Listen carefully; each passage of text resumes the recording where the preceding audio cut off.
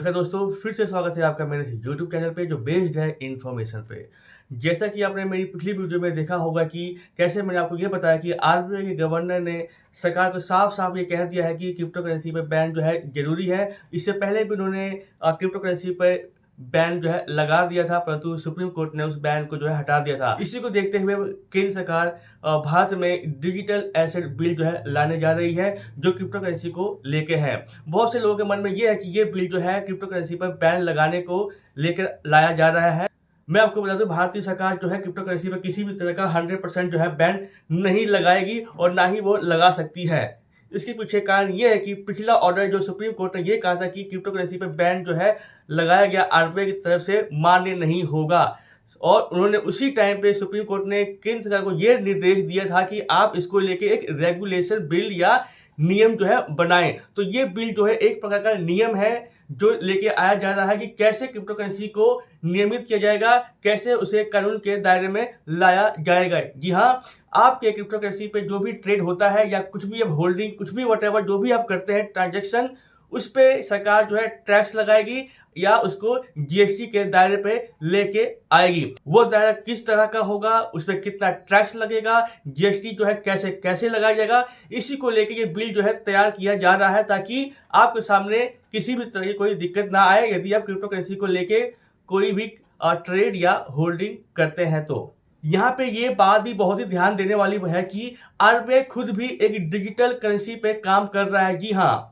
जो हमारा भारतीय रुपया है उसका एक डिजिटल वर्जन जो है भारतीय आरबीआई जो है लेके आ रहा है। परंतु मैं आपको ये बता दूं, ये क्रिप्टो करेंसी नहीं होगा, ना ही ये किसी भी तरह के ब्लॉकचेन पर आधारित होगा। ये केवल एक हमारे पैसों का एक डिजिटल रूप होगा। मैं आपको साफ साफ बता दूं, ये ऑफिशियली आरबीआई की तरफ से रिलीज किया गया है कि ये कोई क्रिप्टो करेंसी नहीं होगा और ना ही किसी भी तरह के ब्लॉकचेन पर आधारित होगा। ये एक डिजिटल रूप होगा हमारे भारतीय रुपए का ओनली।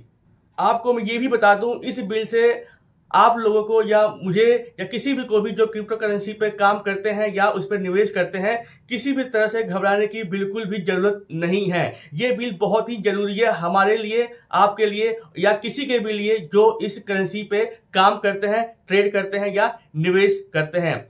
इसको मैं समझने के लिए आपको मैं 3 पॉइंट जो है आपके सामने रख रहा हूं। यदि आप तीनों पॉइंट को आप ध्यान से सुने तो आपको ये अच्छी तरह से लगेगा कि हाँ, ये बिल जो है हमारे लिए ही है, हमारे लिए बहुत ही उपयोगी साबित जो है हो सकता है। पहला पॉइंट, रेगुलेटेड बॉडी बहुत ही जरूरी है। यानी जैसे हम स्टॉक एक्सचेंज या शेयर मार्केट में काम करते हैं, उसकी देखरेख के लिए सेबी है। यदि किसी एक्सचेंज ने कुछ गलत काम किया तो सेबी उस पर कार्रवाई करती है, प्लस निवेशकों का पैसा जो है वापस दिलाने में मदद करती है। ठीक उसी प्रकार सरकार इस बिल में ये पास कर सकती है कि किसी तरह के बॉडी का निर्माण किया जाए जो क्रिप्टो करेंसी के जो एक्सचेंज है उस पर ध्यान रखे या उस पर नजर रखे और उसको जवाबदेही सिद्ध करे या जवाबदेही बनाए कि हाँ भाई, कुछ भी गलत होता है तो उसकी जवाबदेही उनकी होगी, उस पर जो है ये बॉडी कार्रवाई जो है करेगी।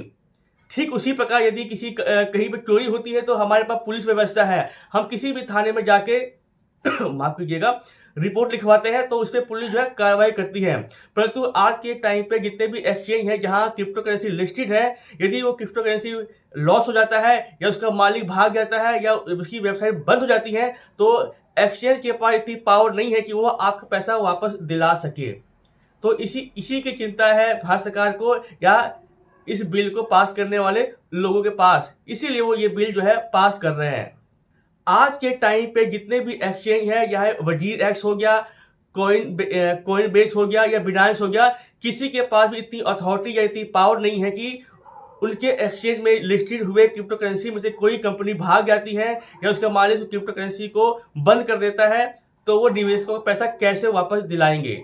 ठीक उसी प्रकार जैसा कि आपको पता ही है कि स्क्विड गेम के मालिकों ने या जो भी इसका निर्माण करता है, उन्होंने इसको बनाया, पैसे लिए और एंड में भाग गई।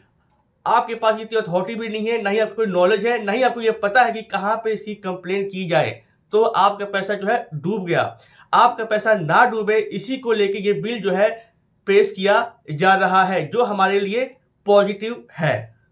मेरा दूसरा पॉइंट है, आज के टाइम पे कोई भी व्यक्ति क्रिप्टो करेंसी या क्रिप्टो टोकन आसानी से बना सकता है यदि उसके पास थोड़ी बहुत कोडिंग की नॉलेज है तो इसके लिए उसे किसी भी तरह की किसी भी अथॉरिटी से किसी भी तरह का परमिशन लेने की कोई भी आवश्यकता नहीं है। इसी को लेके सरकार ने एक बिल पास करने जा रही है कि उसमें कुछ ऐसा नियम हो सकता है या नियम बना सकती है कि यदि किसी को क्रिप्टो करेंसी बनाना है तो उसे कुछ नियमों का पालन करना पड़ेगा ताकि वो सरकार के रेडार पे रहे। यदि वो फ्रॉड करता है तो सरकार उस पर कार्रवाई जो है करे।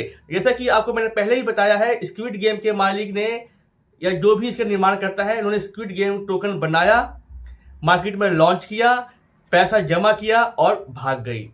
अब उस पर ना कोई एक्सचेंज कार्रवाई कर सकती है, ना ही किसी कंट्री की सरकार उस पर कार्रवाई कर सकती है, क्योंकि ये रेगुलेटेड नहीं है। इस पर किसी भी तरह का कोई नियम जो है लागू नहीं होता, ना ही इस पर कोई किसी तरह का कोई नियम जो है बना हुआ है। कहने का मतलब ये है कि रेगुलेटेड ना होने के कारण भविष्य में आपका पैसा ना डूबे, उसी को बचाने के लिए ये डिजिटल एसेट बिल जो है लाया जा रहा है।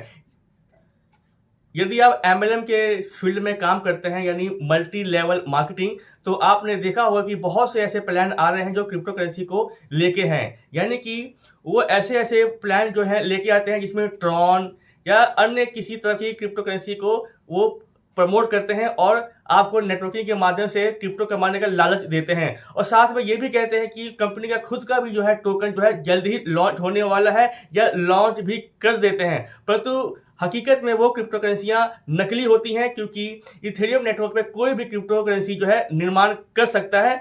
तो इसी को देखते हुए सरकार चाहती है कि किसी भी तरह का जनता का जो है लॉस ना हो। कोई हमारे साथ धोखा करता है, कोई क्रिप्टो कंपनी धोखा करती है, तो हमारे पास एक मैकेनिज्म होगा, एक रेगुलेटेड बॉडी होगी जहां जाकर हम अपनी कंप्लेन दे सकते हैं। वो उस पर कार्रवाई जो है करेगी, उसको कानून के दायरे में लेके आएगी, यानी कि हमारा पैसा जो है लगभग 100% सिक्योर हो जाएगा। इसी को लेके ये बिल जो है पेश जो है किया जा रहा है।